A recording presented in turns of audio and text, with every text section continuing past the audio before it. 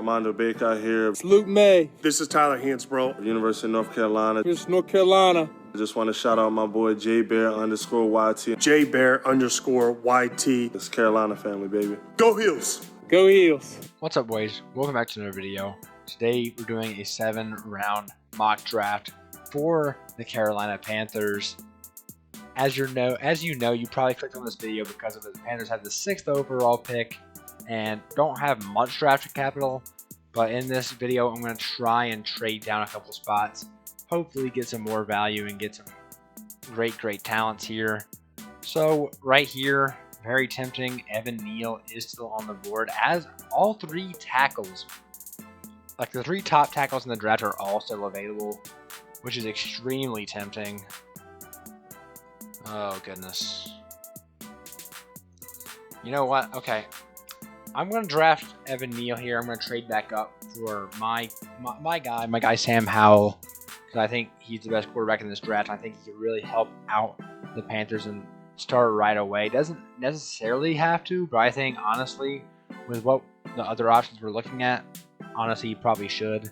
So I will go Evan Neal here. He is my #1 overall player in the draft, so getting him at 6 is really good value. Now, okay, Howell is not off the board here. He shouldn't get drafted by the Browns necessarily, but crazy stuff like that happens all the time in this game. So I might as well just trade up to 15. The Eagles have 3 first-round picks, so maybe they'll be a little bit lenient with it. Honestly, a future 2nd and 4th, will that get it done? That shouldn't get it done, but it does, so we'll take it. Okay, Sam Howell is available. We like to see that. So we're going to take Sam Howell here, quarterback of North Carolina, QB1 in my opinion. So now we have Sam Howell and Evan Neal. So with the remaining picks, I am going to try and get some of that draft capital back that we lost last year trading up for Sam Howell. But a 2nd and a 4th for Sam Howell, I think honestly is a really good value. So we'll see what we can get here in the 4th round. Trade offers, we have 7 of them. Let's see the New York Jets.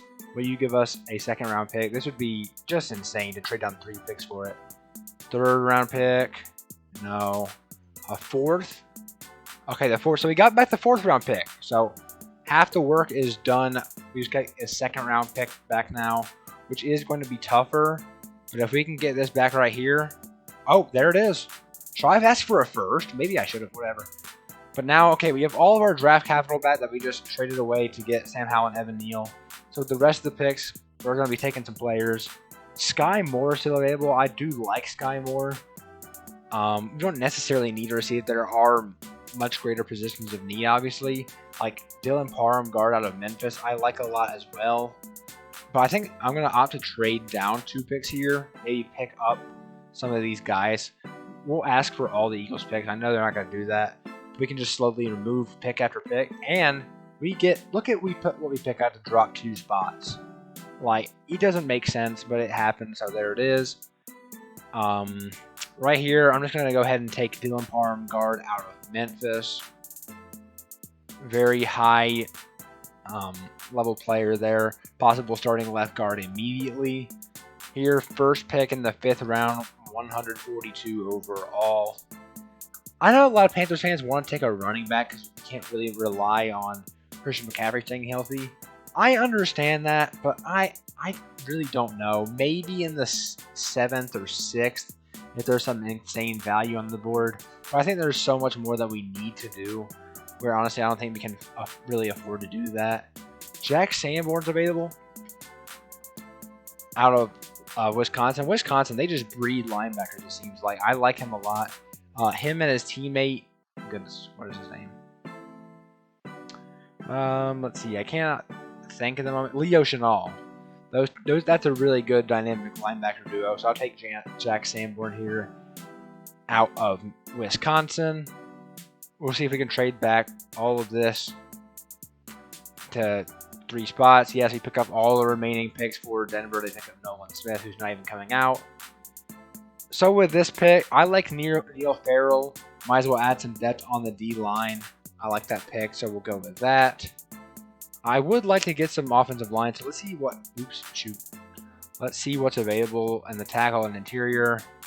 Okay, I like Josh Rivas. He's good. He's good. He really is good. Tyler Smith, Tyrese Robinson I like as well. And then once you get past that, there's not too much more to be looking at. Unless we're talking about like a center, like Doug Kramer, I like at center. So Tyrese Robinson, Doug Kramer, maybe Logan Bruss, but he's more of a right tackle, so it's not necessarily what you want. And Josh Rivas, maybe Tyler Smith. Those are the guys I'm kind of looking at as far as offensive line goes. But with this 152nd pick, I like the potential that we have in the tight end room. You know, like obviously, unfortunately, Ian Thomas didn't necessarily work out at all. But I like what we have. Why can't I think of his name, bro? I don't know when I just record these videos. Sometimes my brain just blanks on players. Tight end out of Notre Dame, drafted last year. He was a rookie. Why? I know exactly what his face looks like. I just can't think of his name. But I like his potential a lot. So with this pick, probably best player available, like outside of running back, and for me that's D'Angelo Malone, edge rusher out of Western Kentucky. He had a good Senior Bowl game performance. He looked really good, so I like that pick there. Jake Ferguson, he had himself a nice game, so that is something to look out for. I don't necessarily think I'm going to do that. I'm probably going to go with O-line here. Josh Rivas and Tyler Smith are both available. I believe Tyler Smith played left tackle at this time. He did. So I kind of want both these guys. It's possible we can get both. I'll go Tyler Smith here. Maybe Josh Rivas will remain here on the board, and he does. So I'm going to go ahead and take it. I'm not going to think about it too much. Josh Rivas, continue to build that O-line up. And now we can worry about other positions in the draft here. Let's see.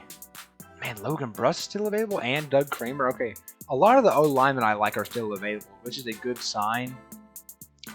But outside of O-line, guys I like that are still available. Let's see.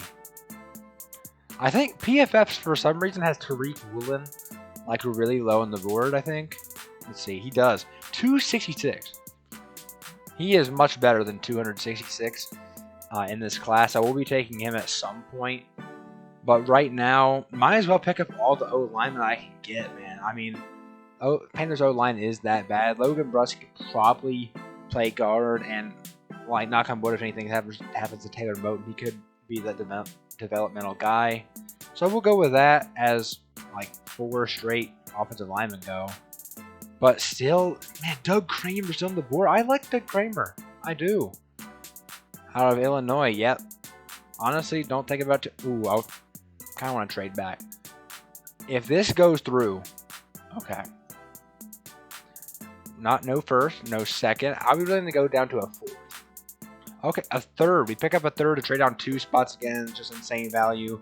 And here I will go. Wait. Yeah, I'll go Doug Kramer here, center out of Illinois. That probably will be the final O-line pick. Now we'll go with some other things here. I need to make sure that Tariq Woolen's still on the board. And just, he is insane. Yeah, I got to take him here. Insane value. Like, other websites have him as a like a day 2 type guy.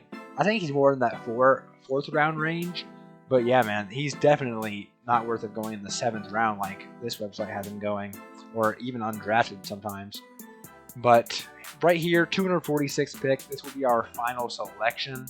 Unless I'm actually going to do something crazy here. I'm going to try and get the San Francisco 49ers to trade me the remainder of their picks for this pick right here.